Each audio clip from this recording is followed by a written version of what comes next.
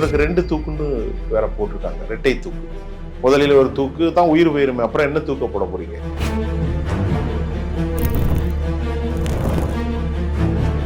கம்பு, லத்தி, வாலு, காலு, தலை, முகம், அப்புறம் அவங்களுடைய மர்மஸ்தானம், பிறப்புறுப்பு எல்லாவற்றையும் காலை வச்சு ஷூ வச்சு அட்டி அட்டி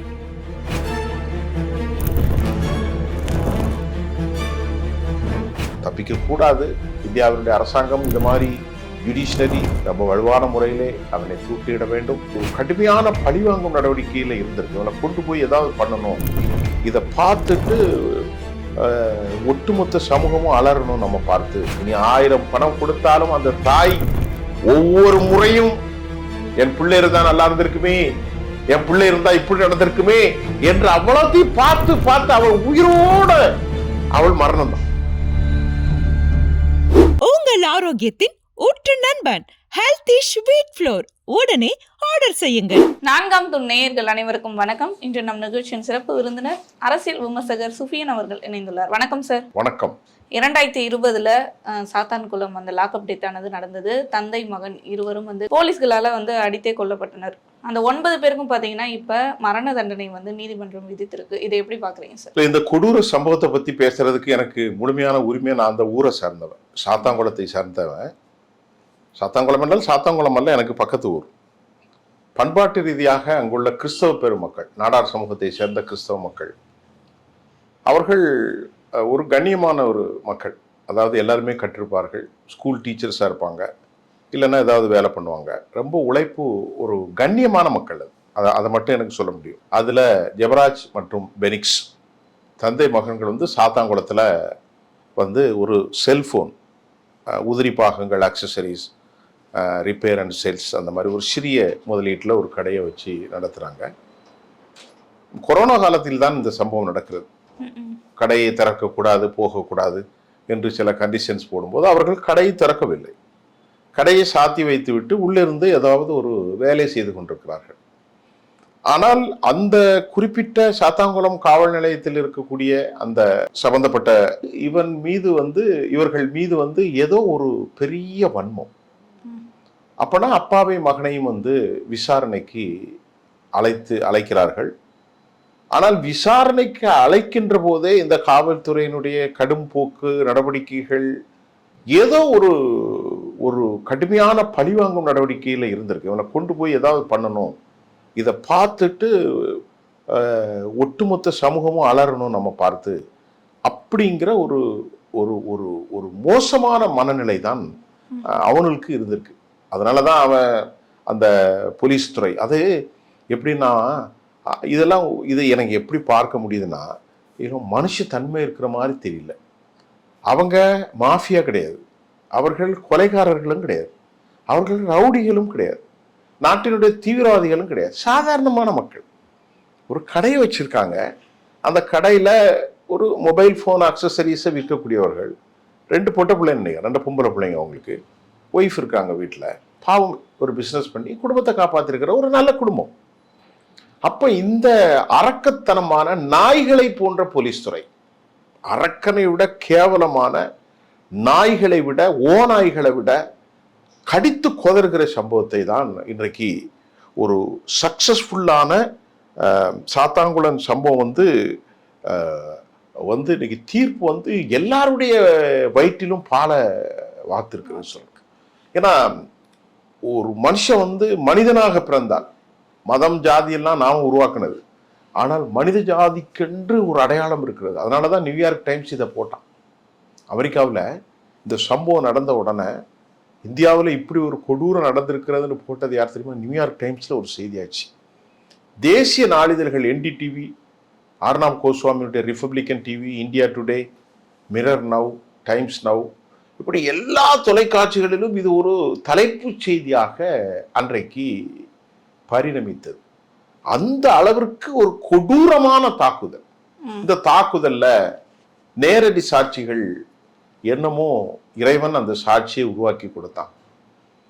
அந்த சாட்சி தான் 9 பேருக்கும் ஒட்டு மொத்தமாக ஒரு தீர்ப்பை, அவர்களுக்கு ஒரு மோசமான ஒரு அவர்களை பொறுத்தவரை மோசமான தீர்ப்பு, உலகத்தை பொறுத்தவரை கடவுள் ஏற்புடைய தீர்ப்பாகத்தான் பார்க்கிறார்கள். என்னன்னா இதுல முக்கியமான சாட்சி ரேவதி அப்படிங்கிற அவங்க இரவு பணியில் இருக்கக்கூடிய ஒரு காவல்துறை சார்ந்தவர்கள்.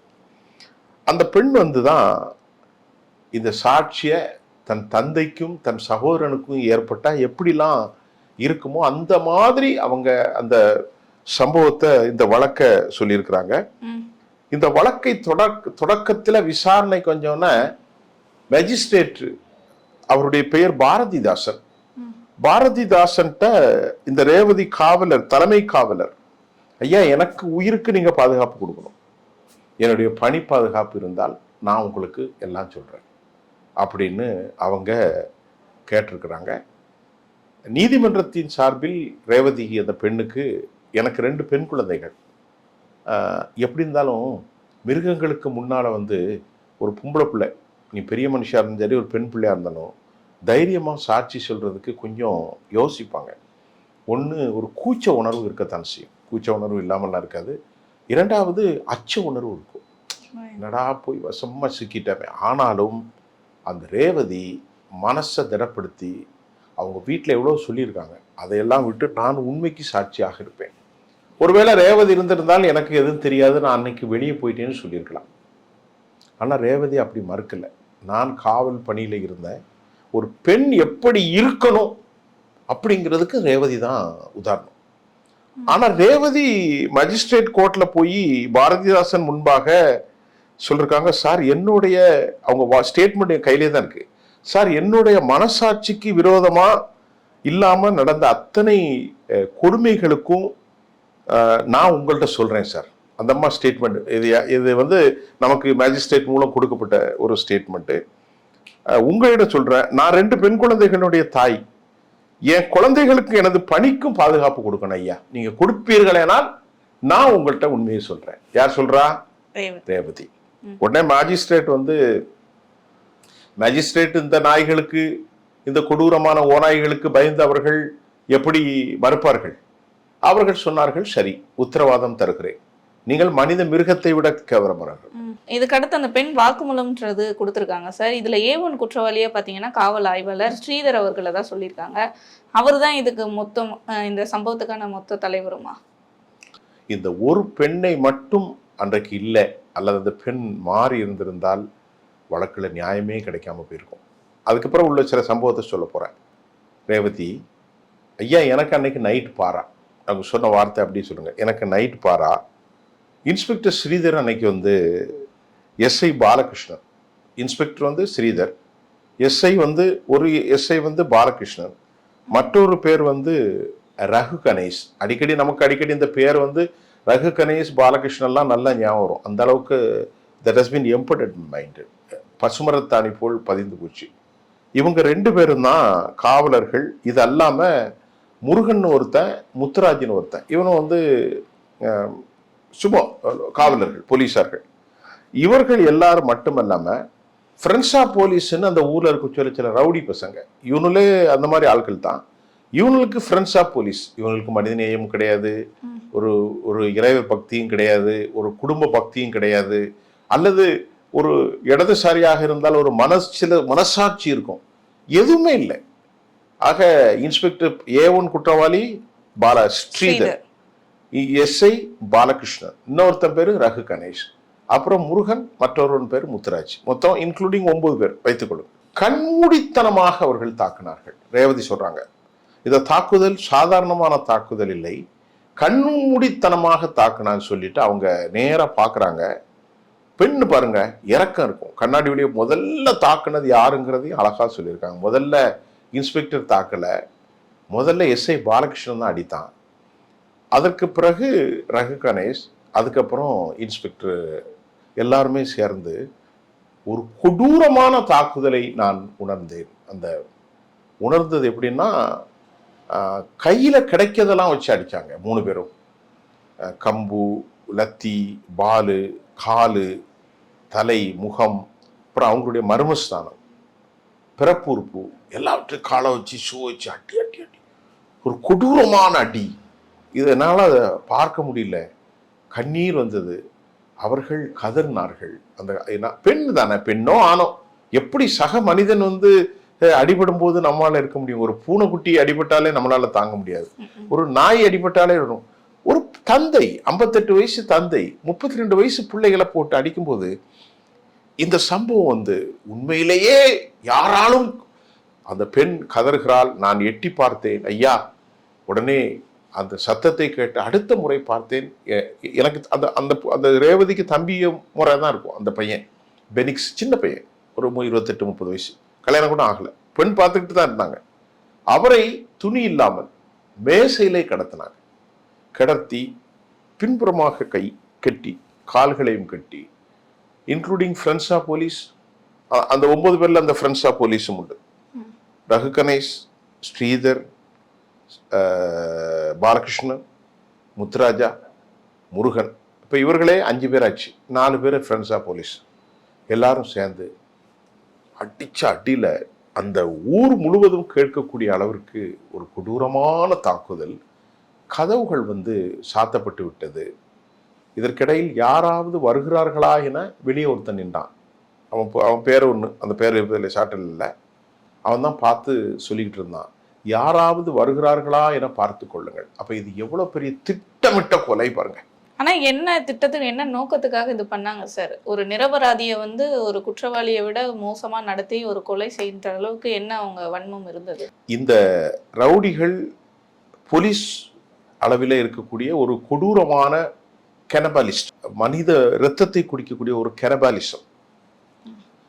அவர்கள் எதற்காக இந்த அநியாயத்தை செய்தார்கள் என்றால், மிக முக்கியமாக நாங்கள் பார்க்க போவது, தங்களை அந்த ஏரியாவில் யாருமே இனி வந்து போலீஸ் கண்ட எல்லாரும் அச்சுறுத்தம். அப்படி ஒரு மாஃபியா அப்படிங்கிற வந்து ஒரு எண்ணத்தில் தான் இதை அடித்திருக்க வேண்டும். ரொம்ப அமைதியான மக்கள், அவங்க வேலை உண்டு, அவங்க உண்டு, எதுலையுமே தலையிட மாட்டாங்க. ஸ்கூல் ஜோனுக்கு போவாங்க, சர்ச்சுக்கு போவாங்க, சின்ன சின்ன கடைகளை வச்சிருப்பாங்க, சென்னை மாதிரி பெருநகரங்களில் வேலை செய்வாங்க. இதுதான் அவர்களுடைய குடும்பம். அப்ப இந்த ஜாதிக்காக நடந்த ஒரு கொலையாக எல்லாம் அதை பார்க்க முடியாது. இல்லை, இது வந்து நம்ம சாதியோடு சொல்ல முடியாதுன்னா, சாதி அவன் அந்த அந்த அந்த அராஜகம் பிடித்த ஓநாய்களுக்கு சாதி புத்தி இருக்கலாம். ஆனால் இந்த பதட்டத்தை நான் அப்படி சொல்ல விரும்ப மாட்டேன். ஏனென்றால் இதை எல்லா மதமும் எல்லா சாதியும் கண்ணீர் விட்டு அழுததை தவிர எந்த சாதியும் எந்த மதமும் இந்த அக்கிரமத்துக்கு துணை போக மாட்டாங்க. இப்போ இவங்களுக்கு எல்லாத்துக்கும் வந்து மேலான சமூகம் எல்லாரையும் கீழான சமூகமாக தான் செய்வாங்க. இப்போ இவங்க வந்து சாதிக்கு அடிக்கிறதுக்கு ஒன்றும் இல்லை, ஆனாலும் இருந்திருக்கலாம், அது வேற விஷயம். என்னைக்காவது ஒன்று கேட்டிருப்பாங்க, ஏதாவது ஒன்று சொல்லியிருப்பாங்க. அவர் வந்து கொஞ்சம் கட்டன் ரேட்டான ஆளாக இருந்திருப்பார். யாரு? ஜெபராஜ். என்னப்பா நீங்கள் வந்து இப்படி பண்ணிட்டு இருக்கீங்க மாமூலுக்கு, அப்படி ஏதாவது ஒன்று சொல்லியிருக்கணும். அதை பற்றியான ரிசல்ட் இப்போ இல்லை, அந்த காலகட்டங்களில் வந்தது. ஆனால் அதெல்லாம் பெரிய பிரளயம் இல்லை, அது ஒரு பெரிய பிரச்சனை இல்லை. இந்த அளவிற்கு மரணடி அடித்து ரத்தம் கக்கி அடிக்கக்கூடிய அளவிற்கு ரேவதி சொல்றாங்க. இப்படி இருக்கும்போது நான் வந்து அப்படியே பார்த்தேன், பயத்தால், அச்சத்தால். ஏன்னா ஒரு உயர்காவல் அதிகாரி வெளியே ஒருத்தர் நிற்கிறான், ஃப்ரெண்ட்ஸ் ஆஃப் போலீஸ், உள்ள அஃபீஷியலாக 5 பேர் இருக்கிறாங்க. காவல்துறை இன்ஸ்பெக்டர், துணை சப் இன்ஸ்பெக்டர், காவல்துறை ஆய்வாளர்களில் கீழே இருக்கிறவங்க 2 பேர், முருகன், முத்துராஜி, அங்கே பாலகிருஷ்ணன், ஸ்ரீதர், ரகு கணேஷ் இருக்கிறான், வெளியே ஃப்ரெண்ட்ஸ் ஆஃப் போலீஸ் 3 பேர் நிற்கிறான், மொத்தம் 9 பேர். உடனே நான் கேட்டேன், கிட்ட போய் அடிச்சு அப்படியே போட்டு, அவர்கள் மரண விளிம்பிலே இருந்தார்கள். அவர்களை எப்படின்னா பின்புறமாக ஆனஸ் ரீஜன்ல பைப்பை வைத்து அடித்தார்கள். ரத்தம் உருக்குலைந்தது, அப்படியே மயக்கி இருந்தார்கள், குற்றுயிரும் கொலை உயிருமாக. நான் போய் கேட்டேன், அப்பா இப்படி இருக்கிறீர்கள், ஏதாவது வேண்டுமா என்று. இந்த இடத்த நினைச்சு பாருங்க, இந்த இடத்த நினைச்சு பாருங்க, அப்பா உங்களுக்கு என்ன வேணும் அப்பான்னு கேட்டேன். அந்த கண்ணீரோடு பேசும்போது கொஞ்சம் ஏதாவது குடிப்பதற்கு தாங்கள் என்று கேட்டேன். நான் அவசரமாக கடைக்கு சென்றேன். ரேவதி சொல்றான், நான் அவசரமாக கடைக்கு சென்றேன், கொஞ்சம் காஃபியை வாங்கி கொடுத்தேன், அதை அவர்கள் குடித்தார்கள். கொஞ்சம் நீங்க சிந்தனை செஞ்சு பாருங்களேன், இந்த சம்பவம் எவ்வளவு பெரிய சம்பவம். 2 பெண் குழந்தைகளை வைத்துக்கொண்ட அந்த ரேவதி, ஏதாவது அவளுக்கு ஏதாவது நோக்கம் உண்டா? ஏதாவது உயிரை வெறுத்து தனது ஜாபையும் இது பண்ணி ஒரு கண்ணீரோடு ஒரு தாய், ஒரு பெண் இந்த சாட்சி அளித்திருக்கிறார் என்றால் அவளுக்கு என்ன நோக்கம் இருக்கும்? உண்மையும் சத்தியமும் எனது மனசாட்சியும் ஒருபோதும் இழந்துவிடக்கூடாது, இதுதான் அவளுக்கு இருக்கணும். இனி நான் அங்கிருந்து இருக்க முடியாதுன்னு அவங்க வெளியே ஓடிட்டான். யாரு? ரேவதி சொல்றாங்க. அந்த ஸ்டேட்மெண்ட் கையில் இருக்கு. இனி வந்து என்னால் இந்த அநியாயத்தை தாங்க முடியாது, நான் வந்து வெளியே போறேன். வந்து ஏன்னா லத்திக்கு பதிலாக இரும்பு பைப் வச்சு அடிச்சிருக்காங்க. ரேவதி சொல்றாங்க, அந்த நேரத்தில் லத்திக்கு பதிலாக இரும்பு குழாயை வைத்து அடித்தார்கள். இந்த கொடூர சம்பவம் எப்படி என்பதை போஸ்ட்மார்டம் செய்த இடத்திலிருந்து ஊழியர்கள் சொன்னதன் மூலம் தெரிந்து கொள்ளலாம். அவ்வளோ போஸ்ட்மார்டம் செஞ்ச ஊழியர்கள் சொல்லிட்டாங்க. போஸ்ட்மார்டம் செஞ்சு பார்த்தா இந்த பின்பக்கம் பெடக்ஸுக்கு கொஞ்சம் ஜஸ்ட் ஆனஸ் மூளை சதையே இல்லையா. இவர்களுக்கெல்லாம் எப்படின்னா தோல் முழுக்க உரித்து கம்பினாலே அடிக்கப்பட்டு தோல் உரிந்து அவர்கள் இரத்தமும் சதையுமாக போய் கடைசியில் அவர்கள் உயிரை விட்டிருக்கிறாங்க. அதுக்கப்புறம் அங்கே கொண்டு போகும்போது பணத்தை தான் கொண்டு போயிருக்கணும். இங்க இருந்து அடிச்சு கிடிச்சு முடிச்சுட்டு வழக்கில் வந்து அங்கே கொண்டு போனதெல்லாம் எல்லாரும் சேர்ந்து மறைச்சிட்டாங்க. ஆனால் இவர்கள் போகும்போதே குட்டு உயிரும் குலையுயிருமாக கொஞ்சம் கொஞ்சம் லேசாக உயிர் இருந்திருக்கும். அப்புறம் ஹாஸ்பிட்டல் கொண்டு போயிருக்கான். அதுக்கப்புறம் இந்த வழக்கில் நேரடி சாட்சியாக இந்த ரேவதியினுடைய சாட்சி மட்டும் இல்லை என்றார். குறிப்பாக ரேவதியினுடைய சாட்சி இல்லை அப்படின்னு சொன்னா எதுவுமே இல்லை, இந்த தண்டனை கிடைச்சிருக்காது. அதாவது ஒரு பெரிய கொடுமை என்ன லலிதா, அன்றைக்கு அரசாங்கம் எடப்பாடியுடைய அரசாங்கம். அந்த அரசாங்கம் வந்து இதை வந்து அரசு வந்து முன்னால் நிற்கணும். அரசு வந்து இதை மறைக்குது. எப்படி அதே மாவட்டத்தில் இருக்கிற தூத்துக்குடி இங்கே பக்கத்தில் 13 பேர் கொலை செய்தார்கள் ஸ்டெர்லைட். அந்த 13 பேர் கொலையில் 13 வயசு புள்ள வாயில துப்பாக்கி சுட்டாங்க. 10வது வகுப்பு 13 வயசா 15 வயசு இருக்கும் அந்த குழந்தைக்கு. வாயில துப்பாக்கி வச்சு சுட்டாங்க. திருமணமான 6 மாத தம்பதிகள் ஒரு வேடிக்கை பார்த்தவர்கள் சுடப்பட்டார்கள். இந்த கொடூரங்கள்லாம் இந்தியாவில் நடக்குதா? நான் இதெல்லாம் எங்க கேள்விப்பட்டேன்? ஆப்பிரிக்காவில் அங்கங்க கேட்ட. இது நம்ம தமிழர்கள் வாழக்கூடிய நம்ம தமிழ் குடி, நம்ம தமிழ் சாதி எப்படிடா இந்த மாதிரி ஒரு அநியாயத்தை உங்களால செய்ய முடியுது? அதாவது பிளான் பண்ணி எந்த உள்நோக்கமும் இல்லாத அப்பாவிகளை கொலை செய்து இப்படி 1-2 IPK 1 செக்ஷன் தேடி நிறைய ஏராளமா அந்த செக்ஷன்லாம் பத்தி நான் சொல்ல உள்ள சம்பவத்தை மட்டும் சொல்றேன். இப்போ அவனை வந்து நேத்தைக்கு பேட்டி கொடுத்தார்கள். அவருடைய சகோதரி 2 பொண்ணு தான். ஏராளமாக அரசியல் கட்சிகள் பணத்தை கொண்டு கொடுத்தார்கள். இனி பணத்தை கொடுத்தா ஜெபராஜ் வருவாரா? ஜெபராஜ் பெனிக்ஸ் வருவாங்க? வரமாட்டாங்க. இனி 1000 பணம் கொடுத்தாலும் அந்த தாய் ஒவ்வொரு முறையும் என் பிள்ளை இருந்தா நல்லா இருந்திருக்குமே, என் பிள்ளைக்கு குழந்தை பிறந்திருக்குமே, கல்யாணம் முடிச்சு பார்த்திருப்பனே, என் பிள்ளை இருந்தா இப்படி நடந்திருக்குமே என்று அவ்வளோத்தையும் பார்த்து அவள் உயிரோட அவள் மரணம் தான். எனக்கு இது அவ்வளவு ஷாக். இப்போ இந்த தண்டனையானது கிடைச்சிருக்கு சார். மரண தண்டனை விதிச்சிருக்காங்க 9 பேருக்கு. இந்த தண்டனை வந்து நிறைவேற்றப்படுமா அப்படின்ற கேள்வியும் அதுதான் நான் சொல்லிட்டேன்.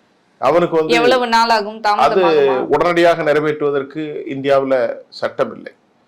சவுதி அரேபியா போன்ற இஸ்லாமிய நாடுகளில் உடனடியாக நாளையே அந்த தண்டனை நிறைவேற்றியிருப்பார்கள். அதற்கு இவ்வளவு காலம் சம்பவம் நடந்து எத்தனை வருஷம் ஆச்சு? 6 ஆண்டுகள் 7 ஆண்டுகள் ஆனது. அதற்கு பிறகு உலகம் முழுவதும் போட்ட பிறகும் சாட்சிகள் உறுதியான பிறகும் எல்லாம் உறுதியான பிறகும் அவன் கன்ஃபஸ்ட். யாரு? பாலகிருஷ்ணனும் சரி, ஸ்ரீதரும் சரி, முத்துராஜாவும் சரி, முருகனும் சரி, ரவி கணேசன் சரி, கன்ஃபஸ்ட் தேர் ஓன் கில்ட்டி. இந்த பெண்ணுடைய சாட்சியை ஏற்றுக்கொள்ள அவன் மறுக்க முடியாது. அவன் வேண்டாலும் ஒருத்தன் காட்டி கொடுப்பான். கன்ஃபஸ்ட் இருந்த போதிலும் உச்சநீதிமன்றத்தை அணுகுவான். இன்றைக்கு சென்னை கோர்ட்டில் அவர்களுக்கு மதுரையிலே அந்த தீர்ப்புகள் வந்தாலும் கூட உயர்நீதிமன்றத்திலிருந்தோ அதற்கு அடுத்து ஒரு இருக்கிறது. அதை அழகும்போது கருணை காட்டுவார்கள். கருணை காட்டி என்ன நடக்கப் போகிறது? கருணை காட்டி என்ன நடக்கப் போகின்றது? ராஜீவ் காந்தியுடைய படுகொலை இருக்கிறது, அது அரசியல் படுகொலை. அது துவம்சம் நடந்ததில்லை. அதை நாம் நியாயப்படுத்தவில்லை. அவர்களுக்கே 30 ஆண்டுகள் தூக்கி வைத்தார்கள். இவனுக்கு எத்தனை வருஷம் வைக்கணும்? இவனுக்கு தூக்கு தண்டனையை விட தூக்கு தண்டனை கொடுக்காவிட்டால் இவனுக்கு 100 ஆண்டுகள் போடுவார்கள். அமெரிக்காவில் பல வழக்குகளை நான் பார்த்திருக்கிறேன். 170 வருஷம், 500 வருஷம், 1000 வருஷம் இப்படியெல்லாம் தீர்ப்பு எழுதுவார்கள். இவனுக்கு 2 தூக்குன்னு வேற போட்டிருக்காங்க. 2 தூக்கு. முதலில் ஒரு தூக்கு தான் உயிர் போயிருமே, அப்புறம் என்ன தூக்க போட போறீங்க? ஆட்டோ சங்கரை தூக்கில் போட்ட பிறகு தமிழ்நாட்டில் எந்த தூக்காவது நடந்திருக்கா? அதற்கடுத்து இப்போ முதல் முறையா இந்த மாதிரி பல வருஷம் கழித்து நடக்க போதா சார்? யாரு? தமிழ்நாட்டில் அந்த ஆட்டோ சங்கருக்கு அடுத்து இப்போ இவங்க தான் தூக்கில் ஏற்ற இவங்களை எங்க தூக்கில் போடுவாங்க? ஆட்டோ சங்கரை தூக்கில் போட்டாச்சு. 95 அவன் தூக்கிலிடப்பட்டான் இல்லையா? இது எங்க தூக்கில் போட போறான்? இவனுக்கு அப்பீல் இருக்கும், ஹியூமன் ரைட் கமிஷன் வரும், எல்லாம் வந்துடும். அப்ப தப்பிச்சிருவாங்கன்றீங்களா? தப்பிக்கக்கூடாது. இந்தியாவினுடைய அரசாங்கம் இந்த மாதிரி ஜுடிஷியரி ரொம்ப வலுவான முறையிலே அவனை தூக்கிலிட வேண்டும். இதைத்தான் அடிக்கணும். எப்படி இது தீர்வு கொண்டு போக அந்த அம்மா சொல்லிட்டாங்க, நான் கடைசி வரைக்கும் போராடுவேன். நாடார் சமூகம் ஒன்றும் வலுவிழந்த சமூகம் அல்ல, அவர்கள் நல்ல சிறந்த கல்வியாளர்கள் தான். எல்லோரும் ஒத்துமொத்தமாக நின்று இது ஏன் சமூகம் ஏன் சாதின்னு பார்க்கக்கூடாது. ஒரு அநியாயத்திற்கான தீர்ப்பை வழங்கி இந்த 8-9 பேரும் தூக்கிலிடப்பட்டால் ஒட்டுமொத்த இந்திய சமூகமே அதை விட ஒரு குதூகலிக்கக்கூடிய நாள் ஒரு நாளும் இல்லை. அது நடக்குமா? அதற்கான லூப் ஹோல் சட்டத்தின் ஓட்டைகள் நிறைய இருக்கு. அதை விட்டு இந்த பாவிகள் வெளியே வந்துடுவா அது நமக்கு தெரியாது. ஆனால் எல்லாருடைய மனசாட்சியும் தட்டி எழுப்பி கேட்டால் இவர் கொல்லப்பட வேண்டும் என்றுதான் சொல்ல. தண்டனையோட சேர்த்து பார்த்தீங்கன்னா 84 லட்சம் கிட்ட அபராதமும் விதித்திருக்காங்க அந்த 3 பேருக்கு. ஸ்ரீதர், பாலகிருஷ்ணன், கணேசன். 84 லட்சத்தை வாங்கி என்ன செய்ய? உயிர் முக்கியமா 84 லட்சம் முக்கியமா? அது முக்கியம் அல்ல. அவன் உயிரை போக்கடிக்க வேண்டும் என்பதால் உயிரை போக்கடித்து விட்டால் அவன் 84 லட்சம் கட்ட வேண்டியதில்லை. 84 லட்சம் தேவையில்லை. அவருடைய உயிர் எடுக்கப்பட வேண்டும். இதுதான் நீதி. கண்ணுக்கு கண், பல்லு, இதுல என்ன கருணை தேக்க வேண்டியிருக்கு? கருணை தேக்கலாம். தெரியாம நடந்து விட்டால் பிரச்சனை இல்லை. இது அப்படி இல்லையே. கண்டிப்பாக சார். தொடர்ந்து பேசுவோம் பல நிகழ்வுகளை பற்றி. நன்றி சார்.